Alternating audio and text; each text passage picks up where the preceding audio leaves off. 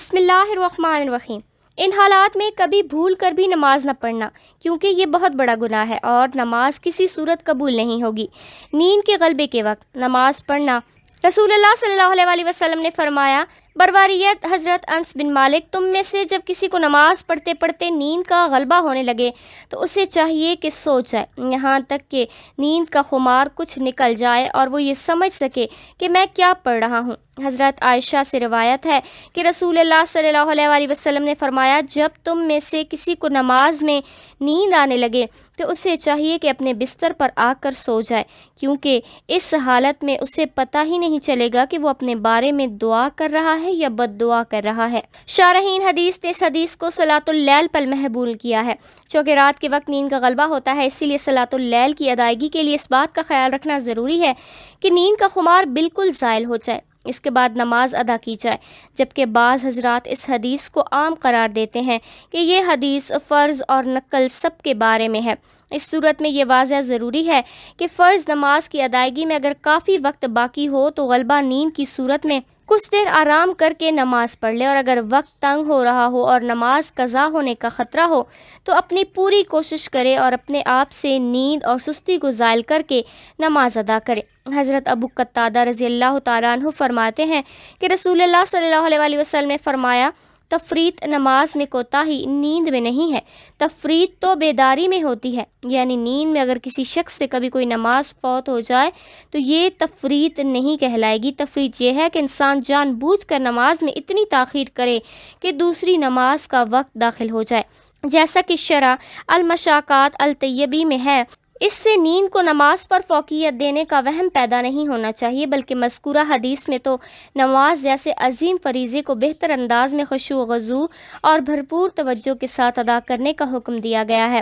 باقی نمازوں کے لیے جو اوقات مقرر ہیں، انہیں اوقات مقررہ پر ہی نماز ادا کرنی چاہیے۔ حدیث شریف میں اسے اللہ تعالیٰ کا سب سے پسندیدہ عمل قرار دیا گیا ہے۔ چنانچہ حضرت عبداللہ بن مسعود رضی اللہ تعالیٰ عنہ فرماتے ہیں، میں نے نبی کریم صلی اللہ علیہ وسلم سے سوال کیا کہ اللہ تعالیٰ کے ہاں سب سے محبوب عمل کیا ہے؟ تو رسول اللہ صلی اللہ علیہ وسلم نے فرمایا، نماز کو اپنے وقت پر ادا کرنا۔ مقررہ وقت کے اندر اندر کسی وقت بھی نماز پڑھی جائے تو نماز ہو جائے گی اور وہ نماز ادا کہلائے گی۔ اس سے تاخیر کرنے پر نماز قضا ہو جائے گی۔ جان بوجھ کر نماز قضا کرنا یا رات کو دیر تک جاگتے رہنا جس کی وجہ سے نماز فجر کے لیے اٹھنا مشکل ہو اور نماز قضا ہو جائے تو یہ بہت بڑا گناہ ہے، اس سے بچنا چاہیے۔ کبھی کبھار اگر انسان پر نیند کا غلبہ ہو جائے یا بوجہ نسیان کے نماز رہ جائے تو بعد میں نماز پڑھ لینی چاہیے۔ حدیث شریف میں ہے، حضرت ابو ہریرہ رضی اللہ تعالیٰ عنہ سے روایت ہے کہ رسول اللہ صلی اللہ علیہ وسلم نے ارشاد فرمایا، منافقین پر عشاء اور فجر کی نمازیں سب سے زیادہ بھاری ہیں، اگر انہیں ان نمازوں پر ملنے والا اجر معلوم ہو جائے تو ان نمازوں کی ادائیگی کے لیے گھنٹوں کے بل چل کر آئیں، اور میرا دل چاہتا ہے کہ میں نماز کا حکم کروں اور نماز کھڑی ہو جائے، اور پھر میں کسی کو جماعت کرانے کا حکم دے دوں اور خود کچھ ایسے لوگوں کے ساتھ لے کر جن کے پاس لکڑیوں کی گٹھڑی ہو، ایسے لوگوں کی طرف نکل جاؤں جو جماعت میں کسی شرعی عذر کے نہ ہونے کی صورت میں بھی شریک نہیں ہوتے، اور جا کر ان کے گھروں کو آگ لگا دوں۔ فقہ اوانیس رحمۃ اللہ علیہ فرماتے ہیں کہ آدمی کے لیے وہ لکھتے ہوئے نماز پڑھنا مکروہ ہے، ہاں اگر پڑھ لے تو جائز ہے، جبکہ نماز کے سب افعال قرات پورے ادا کر سکے۔ پیشاب یا پاخانہ کو روک کر نماز پڑھنا، جس وقت پیشاب یا پاخانے کا تقاضا شدید ہو، ایسے وقت میں نماز پڑھنا مکروہ تحریمی ہے۔ اس طرح اگر نماز کے دوران پیشاب یا پاخانہ زور کرے تو نماز توڑ کر فراغت کر کے پھر نماز پڑھنا چاہیے، اور اگر اسی حالت میں نماز پڑھ لی تو نماز کراہت کے ساتھ ہو جائے گی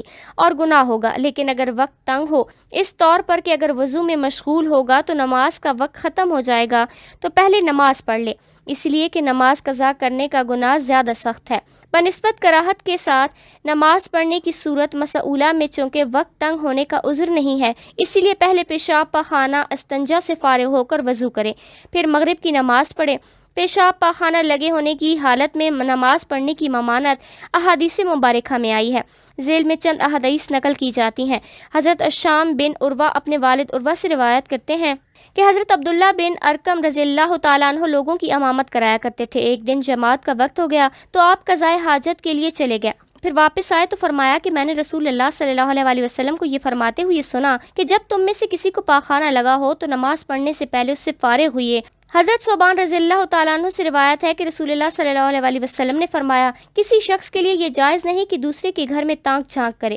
بغیر اس کی اجازت کے، اور اگر اس نے ایسا کیا تو گویا کہ وہ اس میں داخل ہو گیا۔ اور کوئی امام جماعت سے نماز پڑھائے تو صرف اپنے ہی کے لیے دعا نہ کرے، مقتدیوں کو چھوڑ کر اگر اس نے ایسا کیا تو اس نے ان کے ساتھ خیانت کی۔ اور کوئی شخص اس حالت میں نماز کے لیے کھڑا نہ ہو کہ وہ پیشاب یا پاخانے کو روکتا ہو۔ حضرت ابو امامہ رضی اللہ تعالیٰ عنہ سے روایت ہے کہ رسول اللہ صلی اللہ علیہ وسلم نے منع فرمایا کہ کوئی شخص اس حالت میں نماز نہ پڑھے کہ وہ پیشاب پاخانہ کو روکتا ہو۔ حضرت عبداللہ بن ارقم رضی اللہ تعالیٰ عنہ فرماتے ہیں کہ نبی صلی اللہ علیہ وسلم جب نماز کا وقت ہو اور تم میں سے کسی کو پاخانے کی حاجت ہو تو وہ پہلے رفع حاجت کر لے۔ سخت بھوک کی حالت میں نماز پڑھنا 3، اگر جماعت تیار ہو اور بھوک بھی شدید ہو تو ایسی صورت میں نماز سے پہلے کھانا کھانا جائز نہیں۔ دوسری صورت میں اگر شدت کی بھوک لگی ہو اور انسان کو پتہ ہو کہ وہ کھانا کھائے بغیر نماز میں خشوع و خضوع برقرار نہیں رکھ سکتا تو ایسی صورت میں کھانے کو نماز پر مقدم رکھیں گے، یعنی پہلے کھانا کھا لیں گے۔ اور اگر آپ اکیلے نماز پڑھ رہے تھے یا آپ نے خود ہی جماعت کروانی تھی تو نماز سے پہلے کھانا کھانے میں کوئی حرج نہیں۔ اگر جماعت کے ساتھ پڑھنی تھی اور بھوک بھی معمولی تھی تو ایسا کرنا ناجائز ہے۔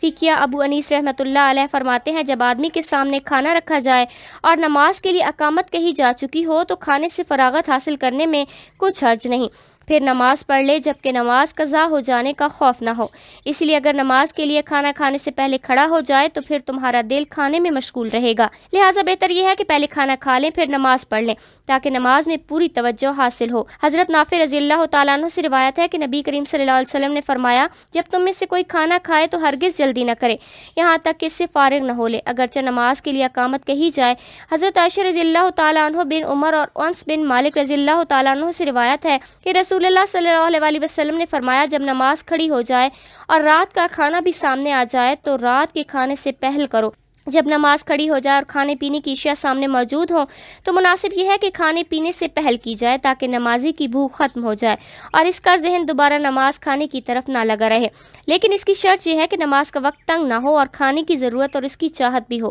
اس میں اس بات کی تاکید ہے کہ یہ شریعت کامل ہے اور آسانی و کشادگی کے ساتھ انسانی جان کے حقوق کا خیال رکھتی ہے۔ اللہ پاک ہمیں دین کے سمجھنے اور اس پر عمل کرنے کی توفیق عطا فرمائے اور ہمیں نیکوکاروں میں شامل کرے، آمین۔ ناظرین، کمنٹ باکس میں ایک بار صلی اللہ علیہ وسلم ضرور ٹائپ کریں۔